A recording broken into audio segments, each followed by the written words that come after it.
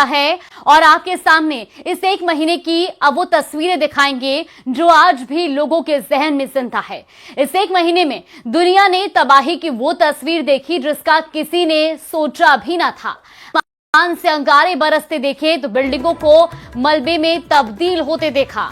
विध्वंस की वो तस्वीर आंखों में बस चुकी है जिसे भूलना नामुमकिन है। और ये तस्वीरें आपको टीवी स्क्रीन पर भी दिखा रहे हैं।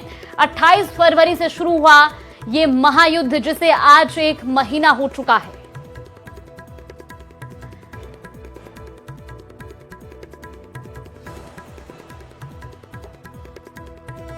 तो होर्मुज के समंदर में बारूद बिठाने के दावों के बीच अमेरिका ने पहली बार अपना ब्रह्मास्त्र उतारा है। ईरान के खिलाफ ऑपरेशन में अमेरिका ने ड्रोन स्पीड बोट्स तैनात किए हैं और ये बोट्स निगरानी और हमले दोनों में सक्षम हैं।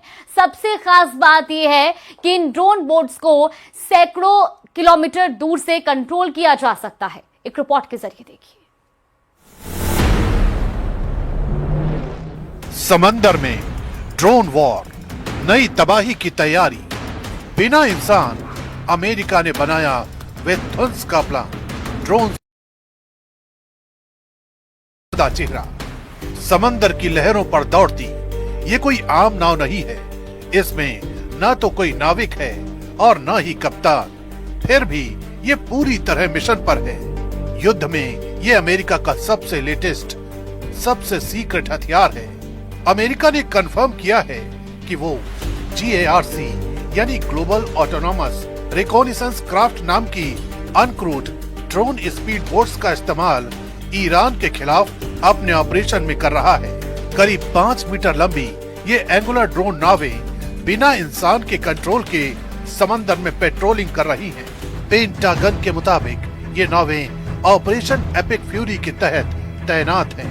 अब तक ये 450 से ज्यादा घंटे समंदर में रह चुकी हैं और 2200 नॉटिकल माइल से ज्यादा की दूरी तय कर चुकी हैं। इनका इस्तेमाल फिलहाल सर्वेलेंस और पेट्रोलिंग के लिए हो रहा है, लेकिन इनमें संभावित स्ट्राइक और कामिकाजे मिशन की भी क्षमता है। ड्रोन नावों की तैनाती ऐसे वक्त में सामने आई है जब अमेरिका, ईरान और इजराइल के बीच तनाव कम होने के बजाय और खतरनाक होता जा रहा है। हाल के हफ्तों में ईरान ने खाड़ी क्षेत्रों में ऑयल टैंकर पर सी ड्रोन अटैक किए हैं।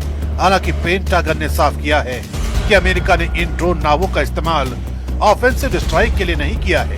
हालांकि गौर करने वाली बात यह भी है कि अमेरिकी नेवी सालों से अनक्रूड सरफेस वेसल्स पर काम कर रही है, लेकिन इस प्रोग्राम को तकनीकी दिक्कतों, टेस्टिंग फेलियर और सेफ्टी इश्यूज का सामना करना पड़ा है।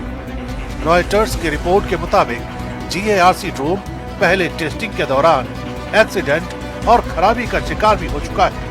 समंदर अब सिर्फ जहाजों की जंग का मैदान नहीं रहा। Drone speed boats, uncrewed system और ऑटोनोमस टेक्नोलॉजी ने युद्ध की तस्वीर बदल दी है। ऑपरेशन एपिक फ्यूरी में GARC ड्रोन की तैनाती इसी बदलती रणनीति का संकेत है, जहां जंग इंसानों से आगे